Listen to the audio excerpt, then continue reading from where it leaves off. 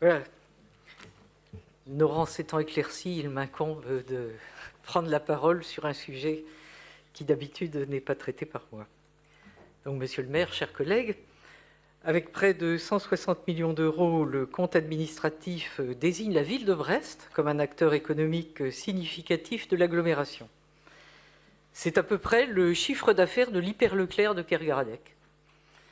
Mais le service public de proximité du bloc communal ne se résume pas au budget de la ville. La métropole a réalisé en 2021 plus de 381 millions de dépenses réelles. Cet écart reflète l'importance des compétences transférées, ou métropolitaines, disons. On reste loin derrière le budget du CHRU de Brest qui avoisine les 700 millions. Mais de nombreuses prestations de services publics locaux sont exercées par des satellites de la ville et de la métropole sous divers statuts relevant largement du droit privé. Néanmoins, ce sont les orientations pour ce qui concerne Brest données par notre collectivité qui infusent dans tous ces organismes. S'agissant de la ville, ses compétences se concentrent autour de l'enfance et de l'éducation. Effectivement, c'est une priorité. Alors, je ne savais pas qu'il fallait être de gauche pour considérer que l'éducation était priorité essentielle. Il est vrai que dans les rares engagements politiques que j'ai pu avoir au niveau national, je me situais dans la mouvance des gaullistes de gauche, d'où mon intérêt particulier pour l'éducation, sans doute. L'éducation, le social, le sport. Mais non, j'assume d'être à droite, d'aimer l'ordre, la régularité, l'initiative et la liberté. Le social, le sport et la culture, à l'exception des grands équipements qui sont à la métropole. Alors, comme chaque année, le premier poste de dépense, et M. Gavel l'a dit, ce sont les charges de personnel, avec plus de 50 millions, et les deux postes suivants, autour de 19 millions, qui concernent des relations avec la métropole. Les subventions versées, qui sont toujours à peu près du même ordre, un cheveu près, 19 millions environ, dont 4,67 pour le CCAS, sujet que nous avons évoqué à l'occasion de la suspension de séance de début et du petit débat qui a suivi. S'agissant des associations, nous avons voté la quasi-totalité de ces subventions. Le compte administratif en donne la liste avec le montant, il y en a environ 400.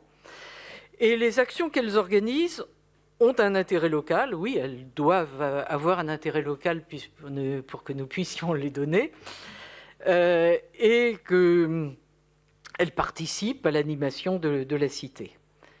Nous pouvons notamment l'apprécier dans le domaine social, où les objectifs et les réalisations sont dans la plupart des dossiers exposés avec précision. C'est d'ailleurs aussi le cas pour l'essentiel dans le domaine sportif. Mais dans le champ culturel, les documents justificatifs des attributions de subventions aux associations restent insuffisants pour permettre à notre conseil municipal d'exercer son contrôle, comme nous le faisions déjà remarquer l'an dernier. Nous souhaitons en disposer pour les associations subventionnées. Plus généralement, les comptes rendus, au-delà de la description des actions réalisées, devraient faire état de l'impact sur la vie locale. Il ne suffit pas qu'on ait dépensé de l'argent pour que quelque chose d'intéressant se soit réalisé. Alors, la liberté d'association est un principe fondamental reconnu par les lois de la République. Il oblige la commune, comme les autres autorités, à respecter le projet associatif, mais qu'elle est libre de subventionner ou pas en fonction de son intérêt local. Cela n'exonère évidemment pas la collectivité de contrôler l'emploi qui a été fait de l'argent public. Partie prenante de ce contrôle, nous devons disposer de toute l'information, donc c'est un petit appel, un petit rappel en ce qui concerne les associations culturelles. Par ailleurs, les collectivités publiques peuvent être tentées d'utiliser le statut associatif pour y loger de quasi-services publics, pour échapper au formalisme de la gestion publique avec ses obligations de transparence. Le législateur y a d'ailleurs parfois lui-même cédé. Mais ces faux-nez brouillent les responsabilités. C'est pourquoi, sauf dans les cas où on y est tenu par la loi, nous sommes réticents au recours à ce statut. C'est surtout d'ailleurs dans le champ métropolitain qu'on en retrouve, mais ici, il y en a aussi quelques-unes. Lors de notre séance du 25 mars 2021, au cours duquel a été voté le budget dont nous examinons aujourd'hui l'exécution, nous avions marqué notre désaccord avec l'insuffisante priorité donnée à la sécurité. Nous relevions que dans la présentation croisée du budget 2021, la fonction sécurité émargeait en fonctionnement à 2,784 millions d'euros, ne traduisant pas de volonté claire de renforcement du dispositif.